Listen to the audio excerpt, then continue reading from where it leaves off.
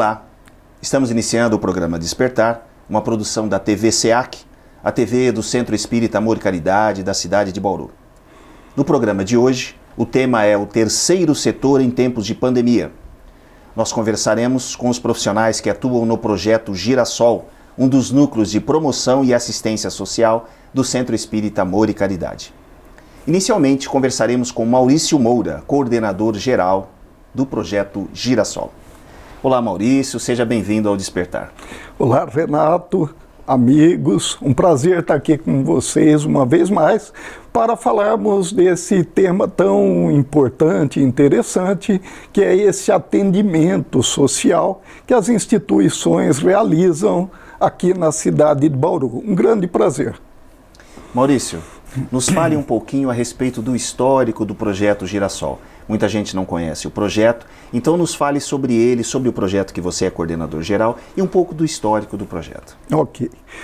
Renato, o projeto Girassol, ele foi criado em 1997, inaugurado em maio de 1997, com a proposta de levar esse atendimento, que faz parte dos objetivos do Estatuto do Centro Espírita Amor e Caridade, até a periferia, na época, um recém-criado núcleo residencial constituído a partir do desfavelamento, um programa ocorrido na cidade de Bauru naquela época e que levou para ali um grande contingente de pessoas.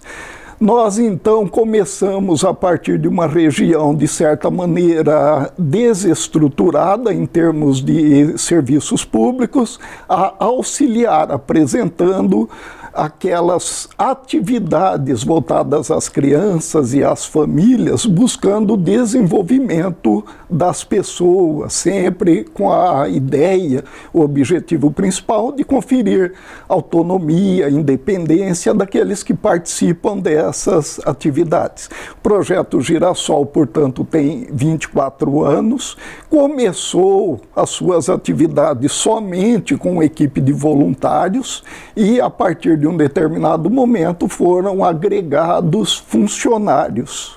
Hoje, o trabalho é realizado quase que integralmente por funcionários e alguns voluntários a partir de parcerias que são realizadas tanto com a instituição pública quanto organizações privadas. É evidente que temos também voluntários que são indivíduos que se cadastraram, se ofereceram para trabalhar conosco, mas esses hoje já são em menor número. Atendemos cerca de 230 crianças, 185 dessas parte do programa de financiamento público, um convênio que nós temos com a Prefeitura Municipal de Bauru, através da Secretaria de Bem-Estar Social, e os demais através de doações desses parceiros, inclusive, que nós mencionamos.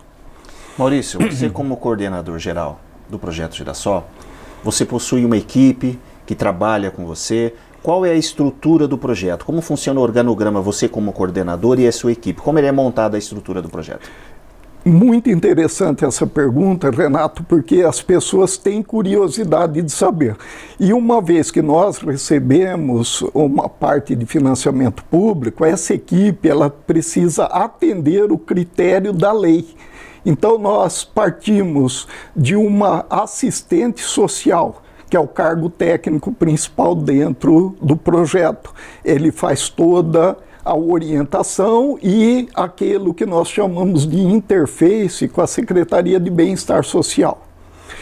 Nós necessitamos também, por questão da legislação, um psicólogo social que trabalha junto com a equipe, trabalha junto com esse assistente social, levantando as demandas da região, das crianças principalmente, das famílias, para que as atividades possam ser desenvolvidas de maneira a solucionar possíveis problemas, principalmente do núcleo familiar, evitando o rompimento desse vínculo social, esse vínculo familiar.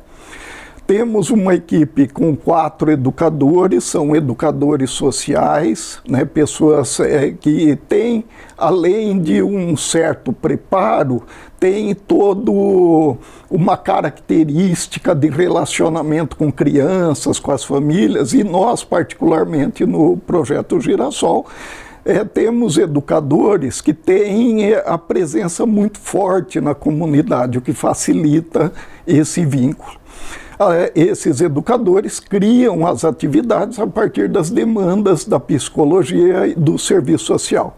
Temos ainda auxiliar de serviço geral, que cuida de toda a manutenção, a limpeza, cozinheiro e auxiliar de cozinha e um assistente administrativo, porque a quantidade de documentos e de relatórios que são necessários principalmente ao serviço público e ao SEAC, dando a clareza, né, de onde estão sendo investidos os recursos, quais são os resultados que nós estamos alcançando, é muito importante e gera muito documento. Maurício, dentro dessa estrutura que você nos colocou, nós estamos agora submetidos a uma pandemia. Dentro da estrutura, foi feita alguma adaptação para esse período agora que nós estamos enfrentando? Renato, diversas adaptações. Foi muito necessário que a equipe passasse a desenvolver outras competências, outras habilidades para trabalhar no meio eletrônico, as reuniões virtuais, o desenvolvimento de vídeos para o contato com as crianças, o recebimento de atividades desenvolvidas por elas, que muitas vezes mandadas pelo WhatsApp, postadas no Facebook. Isso como assim, os principais alterações que eu acredito, mas fora isso, a própria mudança da característica da atividade, que anteriormente à pandemia, elas eram basicamente dirigidas dentro da área do projeto, onde todas as atividades eram realizadas, e nós tínhamos programação de eventuais atividades que aconteciam, por exemplo, como uma visita a uma casa de idosos, uma visita ao jardim zoológico, ao jardim botânico. Para quê? Para que as crianças tivessem esse relacionamento, fizessem os seus estudos a respeito dessas outras instituições. E algumas outras também de talvez menor importância. A partir da pandemia, foi necessário, veja, nós tivemos um momento, 15 dias, onde não houve atividade nenhuma. O poder público instituiu, olha, 15 dias de paralisação total. E a partir disso, a equipe foi voltando a trabalhar. E percebendo que, além da ausência das crianças dentro do projeto, a falta do trabalho, porque as crianças vinham até o portão, queria saber quando ia voltar, mães nos procuravam para relatar alguma situação sobre... Veja, né, mudou completamente o modo de vida. As pessoas passaram a ficar dentro de casa e muitas vezes acostumadas o dia todo e não tinha ninguém dentro de casa, então mudou muito. Isso deu demanda para a psicologia, que foi necessário atender mães, atender parentes, por incrível que possa parecer, até para quem nos acompanha, as agressões domésticas aumentaram, Renato. E isso foi necessário, né, um projeto social, principalmente já na sua constituição pelo SEAC, com esse objetivo de levar conforto, levar consolo, trabalhando vinculado à área de bem-estar social do município, foi extremamente necessário que nós nos colocássemos à disposição, recebendo essas pessoas, evidentemente, dentro de toda aquela regra, né, de afastamento, distanciamento social e com a higienização, mas foi necessário receber em horários agendados. Nós estamos com a Aline aqui presente e ela, daqui a pouco, ela pode, inclusive, falar um pouco mais dessas atividades, mas eu acredito que não só para nós, mas para os projetos sociais de maneira geral, mudou a maneira de trabalhar. Muito bem. Nós conversamos com o Maurício Moura, coordenador geral do Projeto Girassol. O Projeto Girassol é um dos núcleos de promoção e assistência social do Centro Espírita Amor e Caridade de Bauru. Nós estamos durante um período de pandemia trabalhando, conversando com os profissionais que atuam no terceiro setor, especificamente os núcleos de promoção social do Centro Espírita Amor e Caridade, no tema O Terceiro Setor em Tempos de Pandemia. Nós faremos um breve intervalo e voltamos já.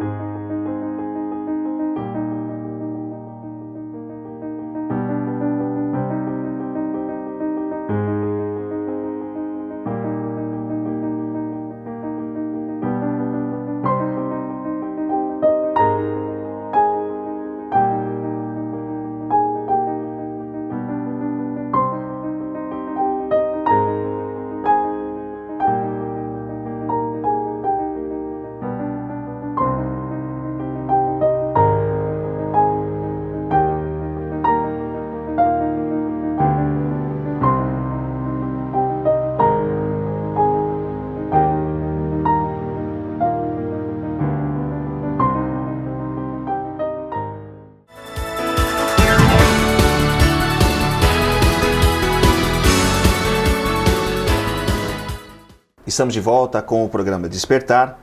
O tema do programa de hoje é o terceiro setor em tempos de pandemia.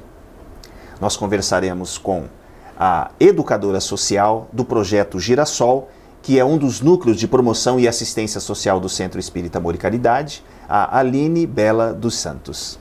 Olá, Aline. Seja bem-vinda ao Despertar. Muito obrigada.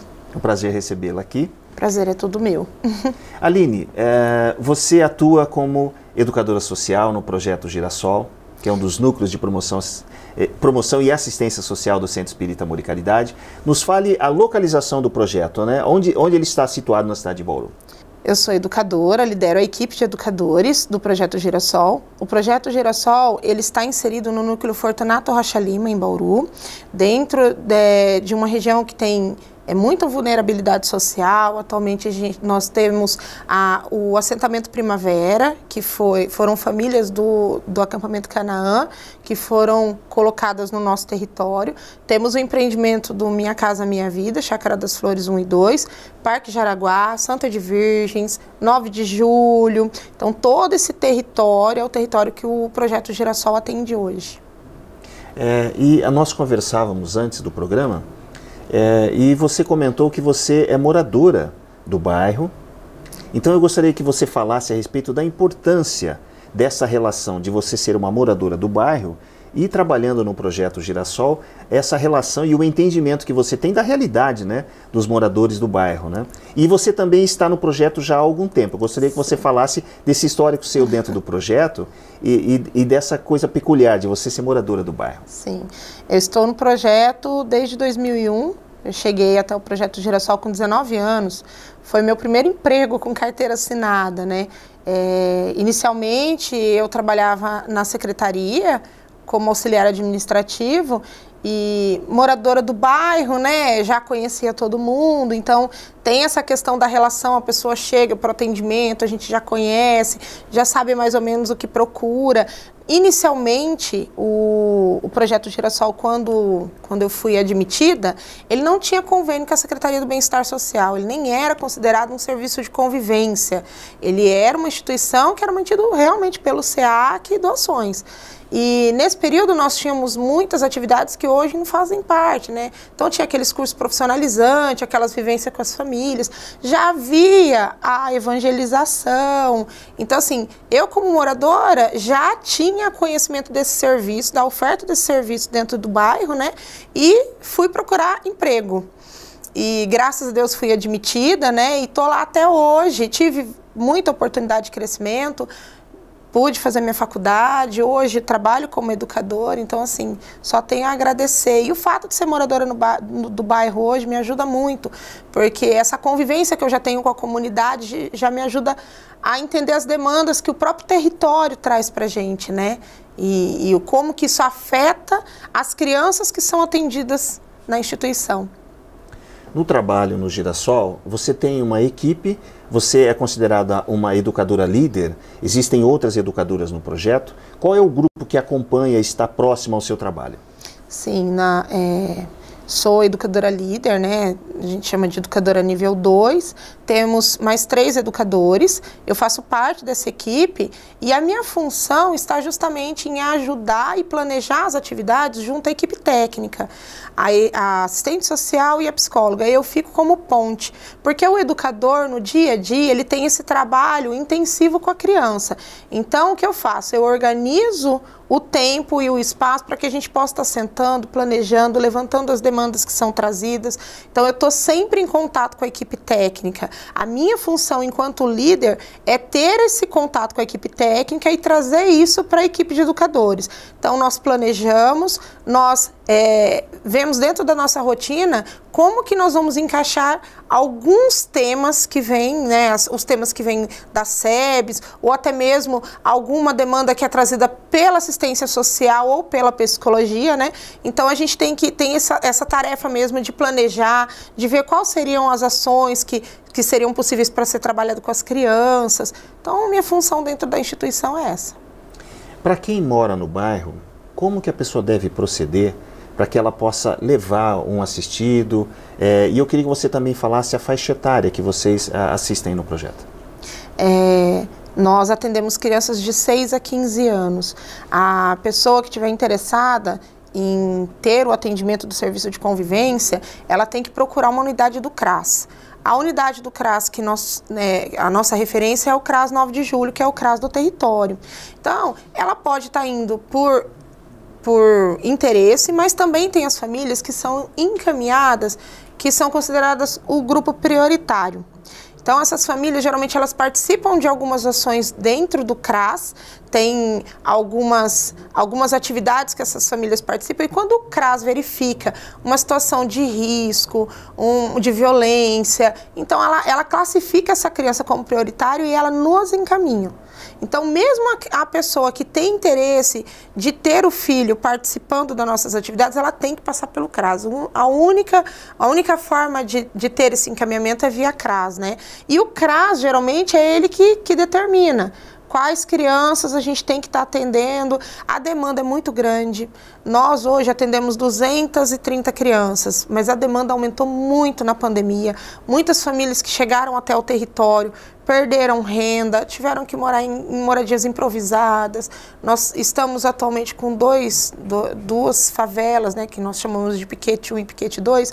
Então, assim, a nossa lista, a nossa demanda reprimida, ela é muito grande nesse momento. Então, quem faz essa filtragem, quem que classifica, quem vê a criança que está mais necessitada é o CRAS. Muito bem. Nós estamos conversando com a Aline Bela dos Santos. A Aline é educadora social no projeto Girassol. O projeto Girassol é um dos núcleos de promoção e assistência social do Centro Espírita Amor e Caridade da cidade de Bauru. Nós faremos um breve intervalo e voltamos já.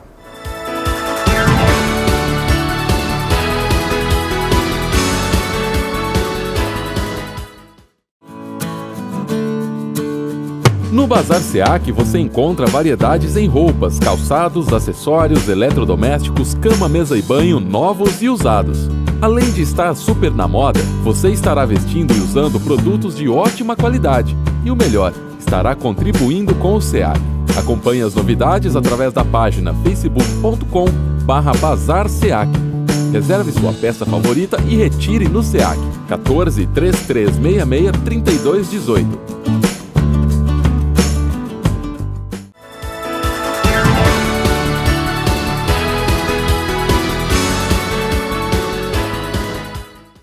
Olá, estamos de volta com o programa Despertar.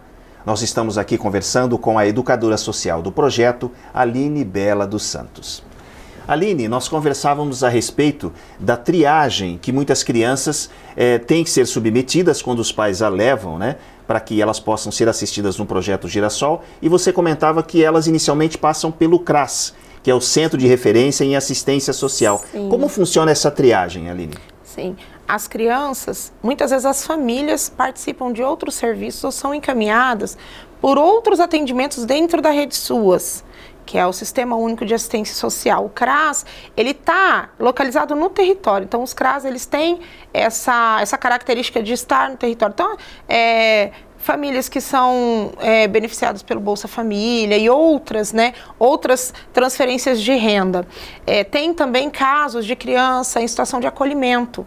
Então, essas crianças muitas vezes são encaminhadas porque quando a família ela busca reintegrar essa criança ao convívio familiar, né, porque tirar do abrigo, devolver para o vínculo familiar, aí o juiz ele exige que a criança participe do serviço de convivência, porque o serviço de convivência ele também é uma forma, ele tem um trabalho preventivo nessas violações de direito, né? A criança que é submetida à violência doméstica, a maus tratos. Então, ela participando desse serviço, ela também, nós também colaboramos para esse monitoramento. Tanto que a parte técnica do serviço de convivência, ela tem que prestar contas para o CRAS, serviço de referência, né, sobre esse atendimento. Então, por exemplo, se alguma criança, ela simplesmente deixa de frequentar o serviço e ela faz parte do grupo prioritário, então a gente tem que fazer esse monitoramento, a gente tem que fazer um acompanhamento também junto com a família.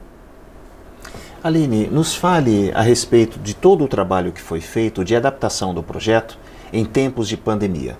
Como foi feita essa adaptação? Vocês montaram algum comitê? Alguma forma de poder gerir esse processo? Bom, primeiro eu gostaria de esclarecer que os impactos da pandemia, eles não afetaram somente as nossas famílias, mas a nossa equipe toda.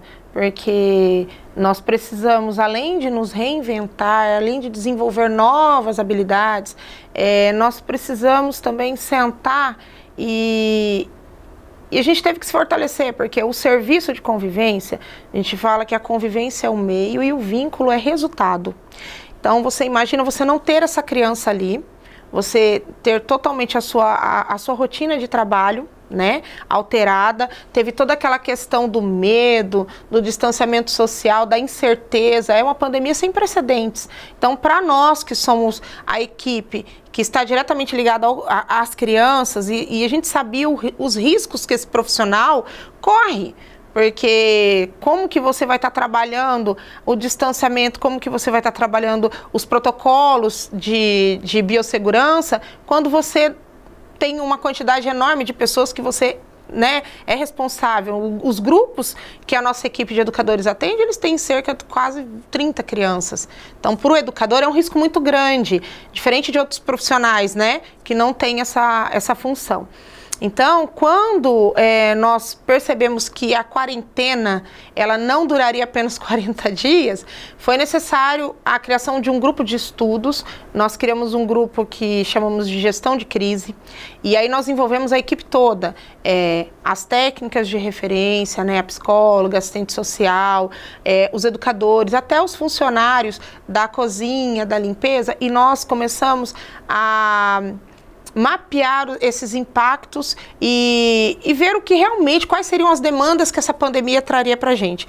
Não é fácil, porque uma demanda comum de uma rotina num serviço, geralmente é uma criança que ela tem problema de sociabilidade, mas a pandemia nos trouxe outras demandas, né? Então, esse grupo de gestão, nós fizemos estudos de traumas, quais seriam os possíveis traumas que essas crianças desenvolveriam. Nós já começamos a sentir impactos nas famílias, o fato das crianças não poderem estar dentro do projeto dificultou muito esse olhar, esse cuidado, até mesmo essa relação para que a gente pudesse passar para a equipe técnica como que estava o cuidado com essa criança, porque nós não tínhamos mais contato com eles. Então, o contato passou a ser só com a família. E aí a nossa equipe, dentro desse grupo, nós planejamos atividades e ações para trabalhar o convívio, o vínculo familiar. Então, Então, como trabalhar dentro dessa família, né? Nós não nos apoiamos em tecnologia, não tinha como. Muitas famílias não têm tecnologia, não têm internet, não têm um smartphone de qualidade. Então, não tinha como ficar apenas com a atividade remota. A atividade remota em si, ela não faz o trabalho do serviço de convivência, ela não vai trabalhar nem a convivência e nem estabelecer um vínculo. Ela é apenas uma ocupação do tempo. Então, nós vimos que a atividade remota, ela era só utilizada como uma sondagem. Então, a criança vinha para retirar a atividade e ali a gente já pegava, conversava, via como que estava a situação em casa, vimos a necessidade de criar um grupo com os adolescentes e aí nós fizemos chamadas de vídeo, reunião online, fizemos dinâmica, sorteios, e ali identificamos um sofrimento.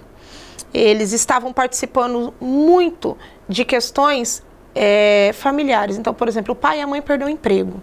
Então, a criança ela já estava se culpando por não poder contribuir. Então, pai e mãe brigando muito. Teve criança que relatou nesses encontros virtuais que os pais estavam brigando, que eles presenciaram situações onde o pai e a mãe falaram em separação. Então, a gente já começou a pensar e planejar atividades para trazer essa criança mais próxima, para que a gente pudesse acompanhar. Porque não tem como, você não está dentro da casa, você não está junto com a família para poder mediar. Então, como fortalecer essa criança, como fortalecer o emocional, né, da criança para que ela consiga superar essa situação. E com os menores, as atividades, o resgate de jogos e brincadeiras. Porque os jogos, búrica, peão, elástico, brincadeira de dama, isso tudo não precisa de tecnologia. Isso traz para a família, porque às vezes a avó, o pai, ele vai ver aquele brinquedo e ele ia querer participar. Então, de alguma forma, nós estávamos estreitando esse laço, porque as famílias, eles também estavam sofrendo. A gente não pode ter um olhar voltado só para a criança. O pai e a mãe que perdeu o emprego, eles estavam eles estavam passando por traumas seríssimos, assim, de não ter o que comer, de, por exemplo, o pai que não tinha condição de manter a casa, aluguel. Então, isso estava afetando a relação familiar. E como que você vai fazer isso quando você deixa as crianças dentro de casa, a família dentro de casa? Você não pode sair, você tem que dar alimento para essa criança, você tem que garantir o teto, né, pagar as contas da casa e você está sem emprego. Daí a gente percebe a importância e a complexidade, né, do trabalho de vocês, Sim. né, Aline? Aline, gostaria de agradecer imensamente a sua presença aqui hoje no Despertar. Nós conversamos hoje com a Aline Bela dos Santos, que é educadora social do Projeto Girassol, e também com Maurício Moura, coordenador geral do projeto. Agradecemos a você pela audiência e até a próxima.